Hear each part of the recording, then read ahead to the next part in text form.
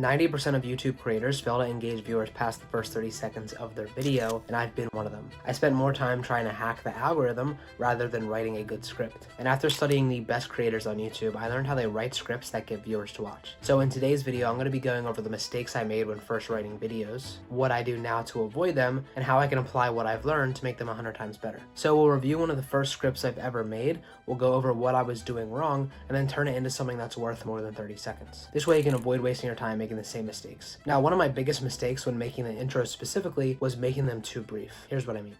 Now, when looking at the intro, you could tell it's a little bit slim, but when I say it's too brief, I'm actually not even talking about the length of it. I'm just talking about like what I'm actually saying. So let me explain real quick. Basically, when you read this, it says, imagine having 24/7 access to Alex Ramosi. You know, you could ask him questions. That's exactly why I built this and in this video. So it's basically just a hook with a long drawn out, like this is what the video is about and like why you kind of want it. It's not actually solving any problems. It's not creating any open loops. It's not actually guiding them across like a path to their solution. It's just stating like what the video is going to be about. Now, knowing what the video is going to be about is obviously a crucial thing to have in your intros. But that's kind of all this is right here. I mean, it's not terrible, but it's definitely not good. And I'm going to show you guys how I make it even better as I fully revise the script. We're going to get into that in a few minutes though. But as of right now, I mean, the only thing I really like in this intro is having a strong hook, because it's saying like, imagine having 24/7 access to Alex Hormozy, which is just a strong hook. I think it plays off like pretty well. And then that's like really it. The body, pretty simple, just laid it out. I think that I could have even laid this body out in more detail and more structure, but because the intro is like kind of so slim and not like very detailed, there's not much to lay the body out like for like this client or prospect. And the outro, once again, it's not bad. I actually don't mind this outro at all. I basically said like, look, this is like some pretty powerful stuff. You can use it for this, this, and this. Now you can try and do it all yourself and like build it, but it took me so long. It's gonna take you, you know, years. You're never going to be able to do it, basically. And then plugging in like this Alex Ramosi chat GPT prompt as a solution, because the guy was selling a like an AI prompt of Alex Ramosi, basically. Now the question becomes though, like, how do I prevent these mistakes from happening in the future?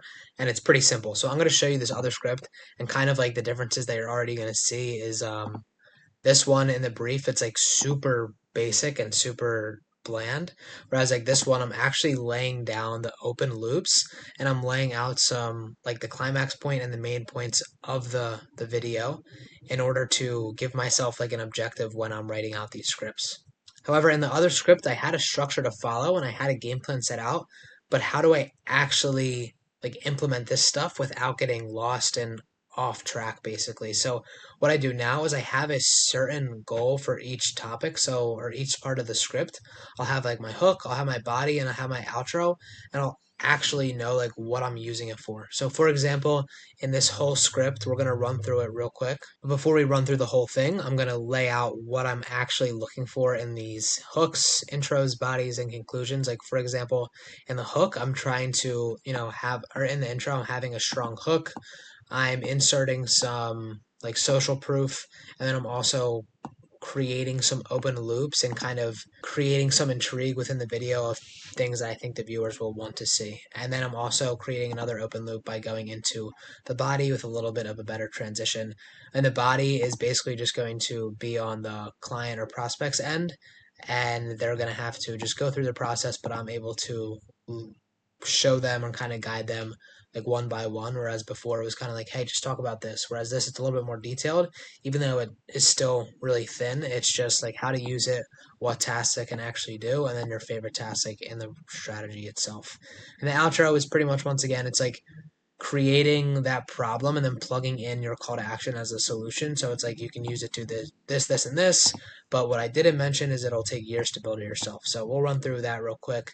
But essentially, the intro is probably the biggest change that we had before. I still have a very similar hook because I do like the hook on the other one. Now, this one, I have somewhat of a social proof. You know, after spending the past 10 years diving into every piece of content Alex Ramosi has ever produced, I've created an AI prompt that knows him better than he does. So it creates some more intrigue, creates like that open loop effect, and also builds like more emotion around the video while also inserting like social proof, like spending all that time, people are going to know that it's like the real deal. And then telling them what the video is going to be about and actually showing some expectations of what they can expect in this video and what they can learn from the video, or how they can use Alex Hormozy's ChatGPT prompt to level up their business. So basic things like, I'm going to show you how you can use this prompt to leverage this into your business, what specific tasks it can do, as well as the roles it plays in my business strategy. So those are just the 3 basic loops I had based on the intro brief. And as you can see, it kind of like trickles down and funnels down to my main point, my climax. It's something more broad, like what are the key elements, what specific business problems can it actually solve, and like how can you leverage it in an AI, like how can you leverage it in your business.